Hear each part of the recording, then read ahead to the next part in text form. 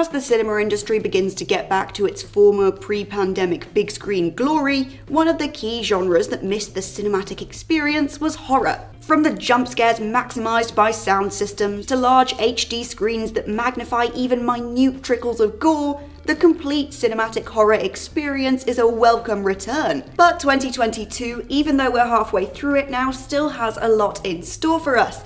So I'm Amy from What Culture, and here are 10 upcoming horror movies that will scare the shit out of you. 10. Dark Harvest. Based on the Bram Stoker award-winning novel of the same name, Dark Harvest drags viewers into a sleepy Midwest town where the only means of escape is participation in a bizarre tradition. Every Halloween, a pumpkin-headed abomination emerges from the cornfields. Some call him October Boy, some call him Sawtooth Jack. One of those sounds much less intimidating than the other. The town's boys are tasked with stopping the creature before it reaches the hamlet's church, and they must do so before midnight. The winning participant is given the ability to leave town, and his family is lavished with gifts, but there's also some deeper, darker consequences to this otherwise already dark tradition. Dark Harvest is a unique horror story with a compelling premise. Taking a sneak peek at the source material, the movie has the potential to take viewers on one hell of a ride. After having the novel he wrote as part of the Crow franchise turned into the atrocity that was The Crow Wicked Prayer, author Norman Partridge deserves to see his work succeed on the big screen. 9.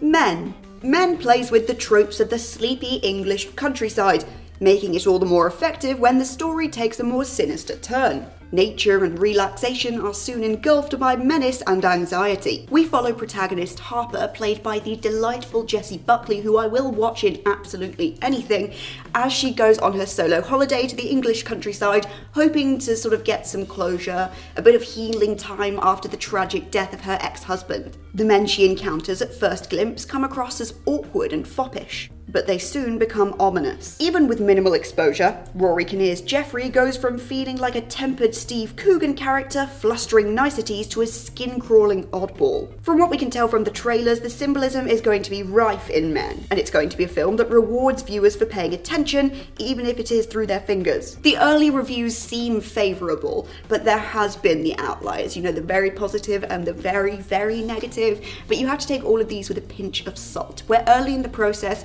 wait to judge it yourself. It seems that most of the very positive reviews come from the acting, the performances, the convincing show that mainly Rory Kinnear and Jessie Buckley put on, which isn't surprising as they are two incredibly talented actors, but some people are saying that this isn't quite enough to hold up the story. We'll have to judge it for ourselves. 8. Hatching. This Finnish horror promises a twisted and surreal journey that blends the fantastical with the nightmarish. Tinja, a 12-year-old gymnast, struggles to perfect her sport and live up to the high standards of a mother driven by nothing more than projecting the image of a perfect life to her online followers. After a crow gets into the family home and causes a bit of havoc, Tinja rescues the crow and hands it to her mother wrapped in a blanket, only for her mother to snap its neck, which is, quite a strong metaphor.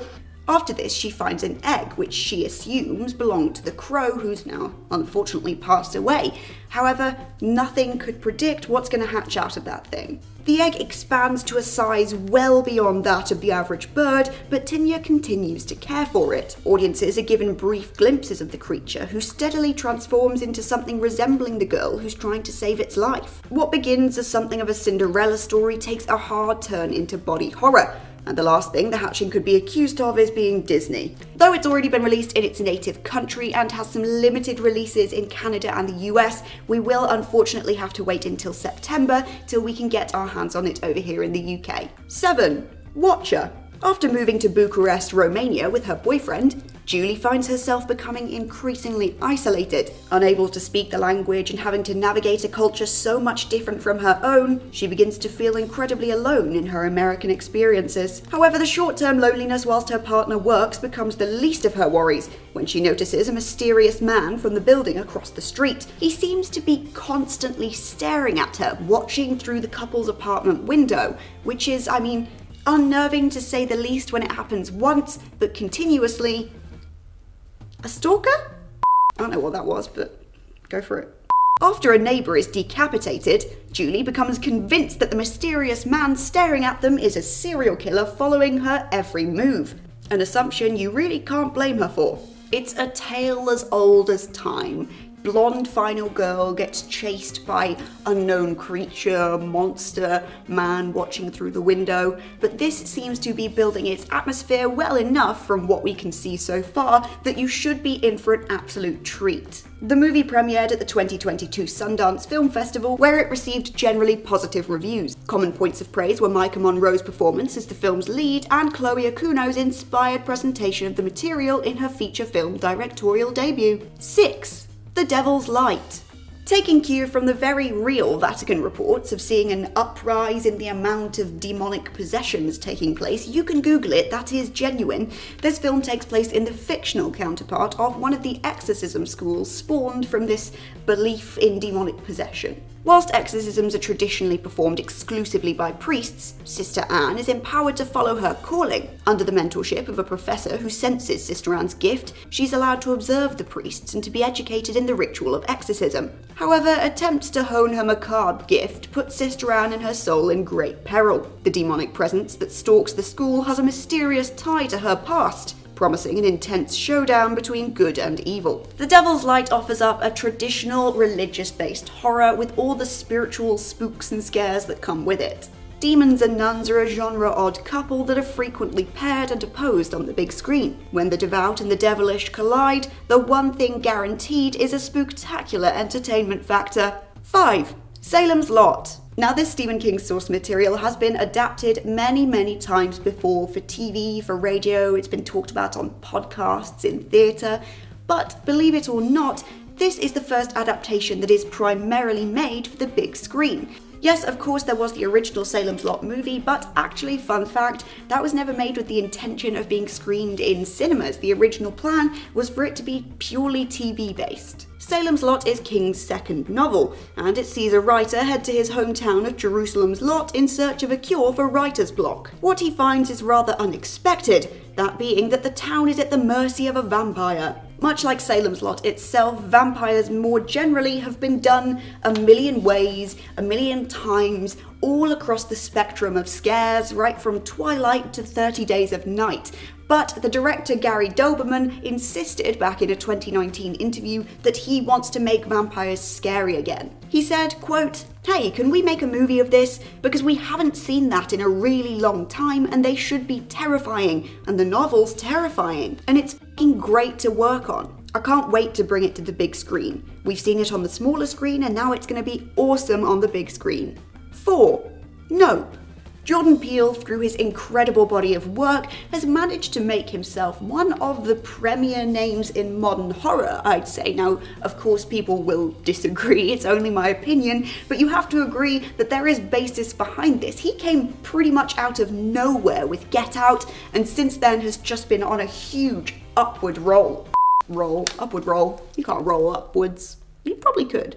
Now, the plot of his new movie, Nope, is being kept tightly under wraps. The trailer, still suitably vague, mimics a celebratory advertisement for the only black-owned horse trainers in Hollywood, with the charismatic Keke Palmer taking centre stage. However, as can be expected in horror, the dancing and joy soon give way to darkness and disturbance. Now, as we said, we don't actually know pretty much anything about the finer details of the plot in the movie, but the trailer does pose the question, what is a bad miracle? Think about it, it's quite thought-provoking. What is something so unbelievable, something so impossible that could happen that could sort of be classed as a miracle, but would have incredibly awful consequences? The imagery alludes to alien trouble from the sky, leading most to expect a sci-fi horror. 3. The Black Phone. Based on a 2004 short story from horror literary icon Joe Hill, The Black Phone takes viewers back to 1978. Little Finney becomes the sixth victim of a child serial killer dubbed the Grabber. After being knocked unconscious and transported in a van, Finney finds himself trapped in a soundproof basement with a disconnected phone.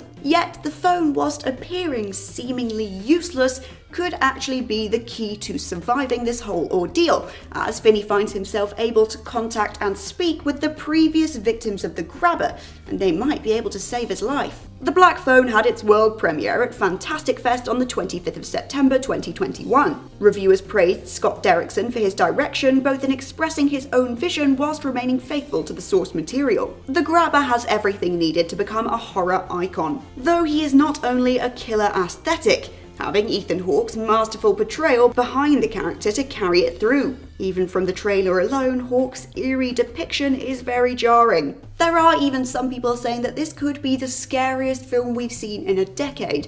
I can't pass any comment on that as I've not seen it, and also I've seen a suspicious amount of criticism saying that the pacing is off and that maybe there isn't enough scares packed into it, so I guess we really will just have to wait and see it ourselves.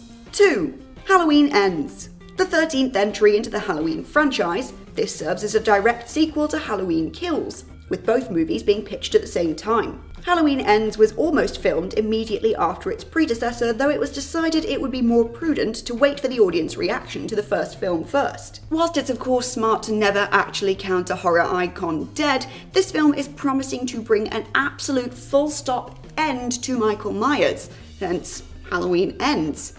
I'll believe it when I see it. Whilst the plot around this promised final confrontation is being kept in the shadows, we currently know a couple of interesting tidbits. One of the more interesting ones is that David Gordon Green confirmed that they would include the pandemic in the narrative, which is controversial because most people are going to sit there and say, why the hell would I want my escapism to not allow me to escape the pandemic I'm trying to escape by sitting in a cinema to watch a film for escapism? The people of Haddonfield are already suffering enough trauma. They don't need a pandemic alongside that, but we'll see if his bold choice pays off. Finally, adding to the intrigue, we have Jamie Lee Curtis's comments to NME that Halloween Ends is going to make people very angry, and it's going to be shocking because it asks a lot of questions. I guess that already raises the question, are we ready to be asked these questions? 1.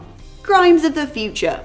David Cronenberg, the father, the daddy of body horror, has returned, and oh my fucking god am I excited to see this shit. Though it shares its name with a movie that Cronenberg wrote, directed and produced in 1970, Crimes of the Future is not a remake. Instead, it's a totally new story. In a reality where humans are required to transform and mutate to ensure their survival in a synthetic environment, famed performance artists Saul Tenser and Caprice capitalize on the situation to make avant-garde performance art. The famed celebrity couple base a lot of their stage shows on Saul's ability to metamorphosize and to remove new organs whilst live on stage, which admittedly is very impressive. That's gotta be a real kicker for the audience. But also, what the fuck? The basis for Crimes of the Future goes back to an abandoned Cronenberg project from 2003 titled Painkillers. During this period, he shared the nexus for such a movie with Variety. He said, quote, "I've been interested in performance artists and the whole subculture since a fellow student of mine wrote a short story about a man who did surgery as a performance, literally cutting off his own hand. I remember reading that story and being incredibly shocked and impressed by it. Only Cronenberg will be able to come out of that and say, hey, I've got a really cool movie idea based off of that. Whereas the rest of us, I imagine, will probably say, what the hell's wrong with that guy, and call an ambulance? Who am I kidding? Of course Americans can't afford to call an ambulance. Too real? Anyway, this has got to be one of the most exciting releases for all horror fans, new and old alike. Cronenberg is such an icon that I'm hoping when we get to see this in the cinema, the seats are going to be full. And on that note, we've reached the end of this list, actually. If you are particularly excited for any other horror films coming out this year, then let us know all about them in the comments down below. I know especially I would love to hear about them. And remember to check out whatculture.com for more lists and articles like this every single day. As always, I've been Amy from What Culture, and I'll catch you next time.